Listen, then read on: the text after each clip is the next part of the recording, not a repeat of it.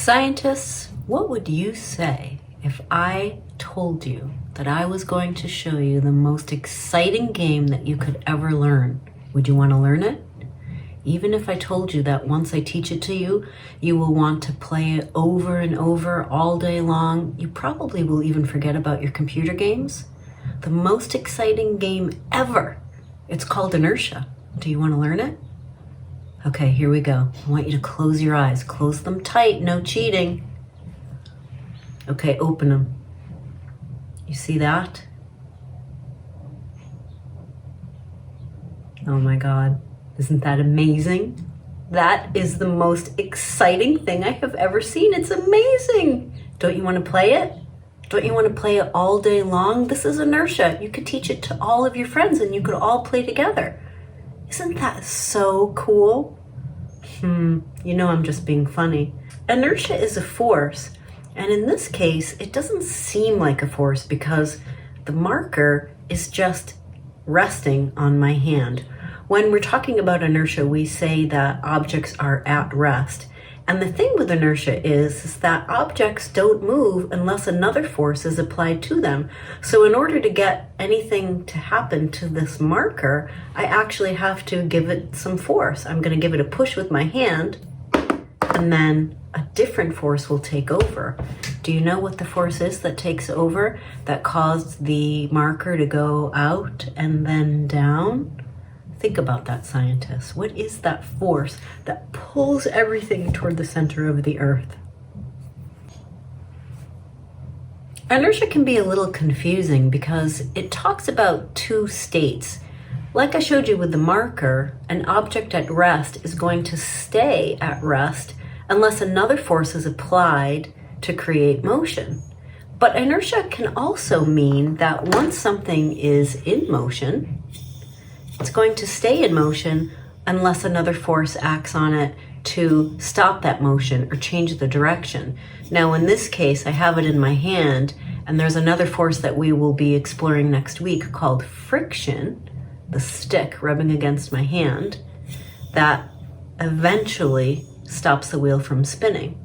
I wish I had a fidget spinner with me because they have ball bearings inside them, and you know, if you've played with a fidget spinner, that once you get them going, they seem like they're going to go forever, okay? It's a good example of inertia.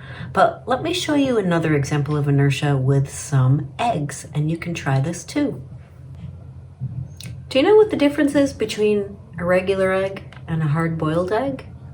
When you hard boil an egg, right, you're putting it in hot water, you're applying heat energy, and the inside of an egg is not solid, it's actually liquid, right? Have you ever made French toast or scrambled eggs? You crack the shell, and inside the egg is liquid. When you hard boil it, the inside turns solid, and you can use eggs to demonstrate inertia. This really does seem to be the week where I am showing you that you don't have to be perfect to do science. Look what happened when I hard-boiled my egg. I cracked it in the pan. Poor Humpty Dumpty. But that's okay because I'm going to use it just to spin it. And I have my hard-boiled egg and I have a raw egg. Now remember, the inside of the raw egg is liquid, and the inside of an egg that's been cooked, it's been hard-boiled, has turned into solid. The heat energy has actually changed its state of matter from a liquid to a solid. Isn't that interesting? Anyway, look down on the tray here, and what I'm going to do is I'm going to give the eggs a spin, and then I'm going to just tap them to get them to stop. Now, with the hard-boiled egg, watch this. Still spinning, still spinning, still spinning, still spinning. Tap. It stops spinning. But when I spin my raw egg, and you will notice immediately that the raw egg doesn't spin nearly as fast. Watch. Barely turns, right? But I'm going to give it a hard spin and then a tap, and you'll notice that the egg keeps spinning. And here's why. Remember, inside the hard-boiled egg, the yolk is liquid. So what happens is, as I apply the force, right, I'm giving it a spin, the egg shell and the liquid inside is spinning, spinning, spinning. But when I give it a tap, I'm actually applying a force to the outside of the egg, which stops it, but then the inside of the egg is still turning. That liquid is still turning. So once I let it go, the egg is still in motion. You can definitely give this a try. You want to have supervision when you're boiling the eggs and try not to crack it like I did, but give it a spin. I think you will be very interested to explore inertia.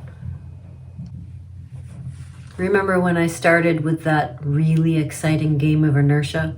Well, I was just kidding with the marker, but this demonstration is something that you should try, and in fact, it is really fun. What you're going to need are some plastic cups. They have to be plastic, they cannot be glass.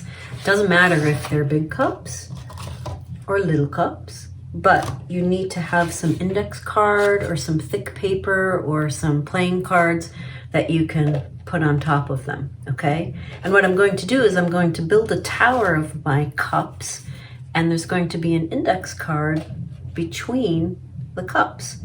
And just like a magician, I am going to pull the card out quickly and see if I can get the cups to stack up. Let's give it a try.